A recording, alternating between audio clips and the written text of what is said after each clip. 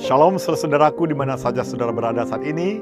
Kita memasuki pelajaran ke-13 dengan judul Kemah Suci. Ayat intinya dari Keluaran 40 ayat 34 dan 38. Bunyinya sebagai berikut. Lalu awan itu menutupi kemah pertemuan dan kemuliaan Tuhan memenuhi kemah suci. Sebab awan Tuhan itu ada di atas kemah suci pada siang hari dan pada malam hari ada api di dalamnya. Di depan mata seluruh umat Israel pada setiap tempat mereka berkemah. Berarti pelajaran ini menunjukkan hadirat Allah menjadi pusat dan inti ibadah dan keselamatan. Oleh sebab tanpa Dia, ibadah akan kehilangan makna dan keselamatan tidak mungkin terjadi. Nah, apa tujuan dan faedah kemah suci? Pertama, menunjukkan Allah berdiam bukan berarti Dia jauh. Makanya dalam Keluaran 25 ayat 8 dikatakan, buatlah tempat kudus supaya aku akan diam di tengah-tengah mereka. Nah, kemah suci di bumi adalah lambang kehadiran Allah yang menunjukkan bait suci surgawi. Yang kedua adalah Injil merupakan kabar baik dalam bentuk simbol. Oleh sebab tabut, mesbah, kaki dian atau pelita, roti, meja pendupaan, pakaian imam, itu merupakan pelajaran, gambaran visual tentang pelayanan Kristus sebagai imam besar atau perantara kita di sorga. Nah, maka itu setiap bagian pelayanan kemah suci ditetapkan oleh Allah yang merujuk kepada Kristus. Faedah yang ketiga adalah tatanan Allah dan kesetiaan. Pola surgawi menuntun perlunya keteraturan, saudaraku, dalam beribadah, dalam hidup, dan berorganisasi. Karena Allah yang kita sembah adalah Allah yang tertib. Yang keempat, Sabat adalah waktu khusus adanya hadirat Tuhan di tengah umatnya. Di sini, sebelum pembangunan kemah suci, Musa telah menegaskan. Jadi ini merupakan tanda penciptaan, pengudusan, dan penebusan. Dan memang, Sabat adalah tanda kuasa Kristus yang menguduskan. Faedah yang kelima adalah dari bayang-bayang ke realitas. Sekina adalah visual Kristus hadir dalam Yohanes 1:14. Tapi kini dia berdiam di dalam kita. Kolose 1 ayat 27. Dan kelak dia akan bersama kita selama-lamanya dalam Wahyu pasal 21 ayat ketiga. Dengan tinggal di antara kita, saudaraku, Yesus telah menyatakan Allah Immanuel. Nah, kalau kita lihat kepada tema pada hari Minggu, hari Sabat Tuhan, diambil dari Keluaran 35 ayat 1-3. Garis besar topik pembahasan adalah Musa menegaskan hukum Sabat sebelum pembangunan kemah suci. Sabat adalah tanda penciptaan, Keluaran 2 ayat 1 dan 3. Tanda penebusan, Ulangan 5 ayat 15. Dan tanda pengudusan, Keluaran 31 ayat 13. Ibadah sejati bukan soal pekerjaan suci, melainkan adanya hadirat Allah. Makanya hari Sabat adalah tanda kuasa Kristus yang menjadikan kita kudus. Maka oleh sebab itu Keluaran 28-11 katakan, ingatlah dan kuduskanlah hari Sabat, sebab 6 hari lamanya Tuhan menjadikan langit dan bumi. Jadi saudaraku, hari ini pun masih tersedia satu hari perhentian, hari ke-7 bagi umat Allah yang ditulis dalam Ibrani 4 ayat 9. Dan Sabat adalah tanda kuasa Kristus yang menjadikan kita kudus. Dan ia diberikan kepada semua yang oleh Kristus dijadikan bagian dari Israel rohani Tuhan. Penekanan dalam pelajaran hari Minggu ini adalah Sabat dan kemah suci menunjukkan pada satu hal yang sama, hadirnya hadir Allah. Dan dengan mengingat Sabat, ini menegaskan kembali kesetiaan dan penyerahan diri kita hanya kepada Dia. Lalu kebenaran apa yang ditegaskan di sini? Sabat merupakan identitas Allah Sang Pencipta. Maka itu dikatakan, ingatlah hari Sabat dalam Keluaran 20 ayat 8-11. Sabat adalah tanda kuasa Allah sebagai pencipta. Dan Sabat merupakan simbol kehadiran Allah. Makanya dalam Keluaran 31 ayat 13 dikatakan, akulah Tuhan yang menguduskan kamu. Artinya tanpa Dia, bait suci hanyalah bangunan kosong. Yang ketiga, Sabat merupakan kasih karunia, bukan usaha. Kenapa? Tanda kasih karunia bukan perbuatan. Maka itu yang keempat, Sabat merupakan harapan mesianik. Apa artinya? Sabat itu bukan hanya memperingati penciptaan di masa lalu, tapi juga menunjukkan ke masa depan. Ada janji Mesias, Yesus, yang memberikan kita perhentian rohani sekarang dan kelak mendirikan kerajaan damai kekal di bumi yang baru. Oleh sebab itu, Sabat merupakan penghubung Eden yang hilang dan dipulihkan. Sabat adalah ujian kesetiaan. Ujian besar kesetiaan adalah mengenai hari Sabat. Sebagai aplikasi, saudaraku, letakkanlah hadirat Tuhan di atas segala aktivitas kita. Dan pelayanan tidak boleh menyingkirkan perhentian iman di hari Sabat. Jadikanlah Sabat sebagai liturgi kehadiran hadirat Tuhan. Berhenti, kita merenung, dan kita berpaut. Nah, tema pada hari Senin adalah persembahan dan roh. Garis besar pelajaran ini adalah kemah suci dibangun dari persembahan secara sukarela dari umat. Makanya Bezalel dan Aholiab dipenuhi oleh Roh Allah untuk mengerjakan keterampilan seni itu. Dan Allah mengendaki kerelaan hati, bukan paksaan. Karena segala sesuatu ini miliknya. Dan ia mempercayakan harta itu kepada manusia untuk memajukan pekerjaannya. Makanya di dalam Keluaran 35 ayat 5 dan 21 dikatakan, setiap orang yang rela hatinya, hendaknya ia membawa persembahan itu. Demikian juga Bezalel, dia dipenuhi dengan Roh Allah, dengan keahlian dan pengertian. Jadi di sini saudaraku, Allah tidak meminta dari umatnya sesuatu yang belum tersedia lebih dahulu. Dan itulah sebabnya saudara-saudaraku, segala sesuatu adalah miliknya. Dan ia mempercayakan harta itu kepada manusia agar mereka menggunakannya untuk memajukan pekerjaan Tuhan. Jadi penekanan dalam pelajaran ini saudaraku adalah pelayanan sejati lahir dari hati yang penuh syukur. Dan itu digerakkan oleh Roh Kudus, bukan karena paksaan. Semua talenta dan harta harus kita persembahkan untuk memuliakan Dia. Nah, mengapa sangat mendetil bangunan kemah suci itu dan bagaimana Allah peduli soal hal detail? Pertama, saudaraku, Allah menggambarkan bagaimana karakternya, kehidupannya sebagai tatanan keteraturan, bukan kekacauan. Itulah yang ditulis dalam 1 Korintus 14 ayat 40. Jadi Allah kita adalah Allah yang tertib dan teratur. Nah, setiap detil merupakan pelajaran penebusan. Dan gambaran Allah peduli secara mendetil dalam hidup kita menunjukkan bahwa Dia setia dalam hal kecil.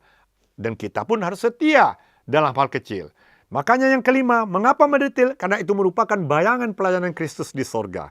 Dan sebagai aplikasi, kita harus siap memberi dan melayani. Dan ini merupakan buah syukur yang diurapi Roh Kudus. Dan rencana dan eksekusi tetap mengikuti pola tatanan surgawi. Harus teratur. Talenta dan harta saudaraku merupakan amanat. Susunan rencana misi yang rapi dan akuntabel. Nah, bagaimana dengan pelajaran hari Selasa? Temanya adalah kemah suci dibangun. Garis besarnya saudaraku, ini merupakan instruksi sangat mendetil sesuai pola surgawi. Tiap perabot menunjukkan bagaimana pelayanan Kristus.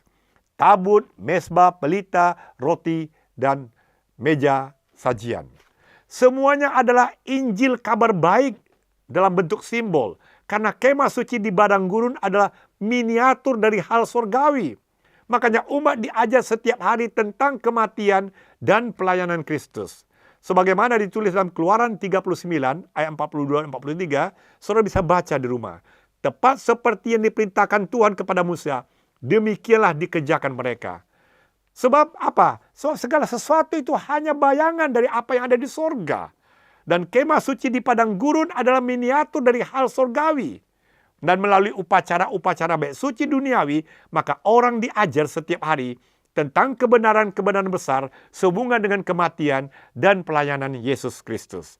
Jadi penekanan dalam pelajaran ini, bahwa Allah itu sungguh serius dengan keselamatan saudara dan saya sebagai manusia. Makanya setiap detil kemah suci adalah pelajaran visual tentang kabar baik Injil yang menunjuk kepada Kristus. Nah, saudaraku yang kekasih, bagaimana bisa mendetil? Apa maksud Allah? Kembali, tatanan surgawi itu menata dan menghendaki soal tata cara peribadatan harus berlangsung sopan dan teratur. 1 Korintus 14 ayat 40. Dan detil ini menyingkap tentang Injil, bayangan dari apa yang ada di sorga. Ibrani 8 ayat 5. Makanya perhatian Allah sampai hal yang terkecil, bahkan rambut di kepala pun Tuhan tahu. Dalam Lukas 12 ayat 7. Jadi saudaraku, karakter dibentuk adalah lewat kesetiaan yang kecil. Makanya oleh sebab itu, inilah bayang-bayang realitas pelayanan Yesus di bait suci di surga. Ada dua fase pelayanan Yesus, yaitu pelayanan harian 1 Yohanes 1 ayat 7 dan pelayanan pendamaian Imamat 16. Dan ini yang sedang berlangsung pada hari ini. Jadi apa aplikasinya saudaraku? Peralatan paku dan pengait di kemah suci secara rohani merupakan disiplin kecil, yaitu doa dan firman, dan integritas sederhana yang menopang keseluruhan pembangunan karakter seorang Kristen dan pelayanan. Dan tim pelayanan harus meniru pola surgawi. Perannya dan harus rapi, akurat, dan bertanggung jawab. Bagaimana pelajaran hari Rabu? Temanya adalah kehadiran Allah di dalam kemah suci. Garis besarnya saudaraku, pekerjaan selesai, maka Sekinah memenuhi kemah suci. Keluaran 40 ayat 34 sampai 35. Tiang awan dan api merupakan tanda penyertaan Allah dalam ayat 36 dan 37. Dan Musa tidak dapat masuk saat kemuliaan memenuhi ruangan. Ini menunjukkan kekudusan hadirat Allah. Maka itu kemah suci di bumi adalah lambang kehadiran Allah yang menunjuk kepada bait suci surgawi, tempat Kristus menjadi imam besar kita. Maka itu dalam Keluaran 40 ayat 34 dikatakan, awan itu menutupi kemah pertemuan dan kemuliaan Tuhan memenuhi kemah suci. Makanya dalam Wahyu pasal 21 ayat 3 dikatakan, lihatlah kemah Allah dari tengah-tengah manusia dan ia akan diam bersama-sama dengan mereka. Saudaraku yang kekasih, kemah suci di bumi adalah lambang kehadiran Allah di tengah umatnya. Dan ini menunjukkan kepada bait suci surgawi, tempat Kristus menjadi imam besar kita dalam buku The Great Controversy, halaman 414. Penekanan dalam pelajaran ini, saudaraku, kehadiran Allah adalah pusat ibadah dan jaminan keselamatan. Tanpa hadiratnya, semua upacara hanyalah kosong. Nah, bagaimana Israel mengenali hadirat Allah? Yaitu awan Sekinah itu nyata saudaraku. Dan adanya tuntunan Allah siang dan malam. Dan kemah suci adalah merupakan pusat kehadiran dan perjanjian Allah. Makanya kekudusan Allah membatasi akses manusia. Dan kehadiran Allah akan menjamin pemulihan kosmik. Sebagai aplikasi bahwa gereja dan keluarga merupakan kemah rohani dan pusatkan perhatian kita pada firman, pada doa dan syafaat. Kita ikuti tiang awan masa kini melalui roh dan firman yang menuntun kita kepada keputusan kita setiap hari. Nah, yang terakhir adalah tema hari Kamis. Yesus berkemah bersama manusia. Apa topik pembahasan di sini? Kalau kita baca Yohanes 1 ayat 14, ini adalah artinya berkemah, bertabernakel, eskenosen, artinya Kristus adalah tabernakel hidup. Tempat Allah berdiam di tengah manusia. Dengan kata lain, semua simbol digenapi dalam Yesus, anak domba Allah, imam besar kita, terang dunia, dan dia adalah roti hidup. Ia tinggal di antara manusia untuk menyatakan kasih Allah kepada manusia. Dan kini ia tinggal dalam hati orang percaya. Kolose 1 ayat 27. Dan kelak dia akan bersama dengan kita selama-lamanya. Wahyu 21 ayat 3. Dan firman itu telah menjadi manusia dan diam di antara kita. Yohanes 1 ayat 14. Dan Kristus di dalam kamu adalah harapan akan kemuliaan. Kolose 1:27. Maka oleh sebab itu saudaraku, dengan tinggal di antara kita, Yesus telah menyatakan Allah kepada manusia dan juga kepada malaikat. Ia adalah Allah dengan kita. Dia tunjukkan siapa dia. Saudara bisa baca dalam buku Kerinduan Segala Zaman, halaman 15. Jadi penekanan dalam pelajaran hari Kamis ini adalah Kristus adalah penggenapan sistem kemah suci. Kehadirannya yang sekarang di dalam hati orang percaya adalah jaminan bagi janji kekal bahwa kemah Allah ada di tengah manusia di Yerusalem baru. Wahyu 21 ayat 3. Itulah kerinduan terakhir kita. Nah, bagaimana dengan inkarnasi penjelaman Yesus dibandingkan dengan kemah suci atau tabernakel itu? Allah tinggal bersama manusia. Kemuliaan Allah dinyatakan di dalam Kristus. Makanya bayangan itu digenapi dalam Kristus. dan Kristus sudah berdiam di dalam hati manusia melalui iman. Dan penjelmaan Yesus merupakan jaminan hadirnya yang kekal. Aplikasi buat kita hari ini, marilah saudaraku, terimalah Kristus bukan sekadar teladan, melainkan Dia sebagai imam besar dan pengantara kita di sorga. Oleh sebab itu, hadirat Kristus di hati kita melalui iman yang taat dan pelayanan kepada kasih-Nya, inilah yang menjadi harapan kita semuanya. Sebagai kesimpulan, saudaraku, pelajaran hari Minggu ini adalah menekankan tentang Sabat di atas semua pekerjaan, tanda penciptaan, pengurusan, penebusan, dan pusat ibadah oleh sebab ada kehadirannya. Dan hari Senin, persembahan sejati harus lahir dari hati yang rela yang digerakkan oleh Roh Kudus. Talenta dan harta itu adalah merupakan amanat misi. Pelajaran hari Selasa, detail tabernakel atau kemah suci merupakan Injil dalam simbol. Karakter yang dibentuk lewat kesetiaan yang sekecil apapun hari ini. Dan pada hari Rabu pelajarannya adalah Sekina, menuntun Israel. Dan kini Roh Kudus dan firman-Nya menjadi tiang awam bagi setiap keputusan kita sehari-hari. Pelajaran hari Kamis, Kristus merupakan kemah suci yang hidup, tabernakel yang hidup. Dia hadir di hati kita sekarang ini. Dan kelak kita akan bersama dengan Dia selama-lamanya. Itulah sebabnya pelajaran kemah suci ini merupakan tipologi atau bayangan di mana Kristus dan bait suci surgawi. Ada dua fase pelayanan, yaitu harian untuk pengampunan dosa kita dan tahunan untuk pendamaian atau pembersihan. Dan eskatologi hadirat Tuhan, Eden ke Sinai, dan menjelmanya Yesus menjadi manusia, sampai pelayanan Dia sebagai imam besar saat ini, dan akhirnya kemah Allah di dalam dunia Yerusalem baru menjadi kerinduan kita semua. Oleh sebab itu saudaraku, sangat jelas bahwa bait suci di Yerusalem purbakala dan perabotan di dalam bait suci itu mempunyai gambaran nyata, antitype di dalam Taman Firdaus.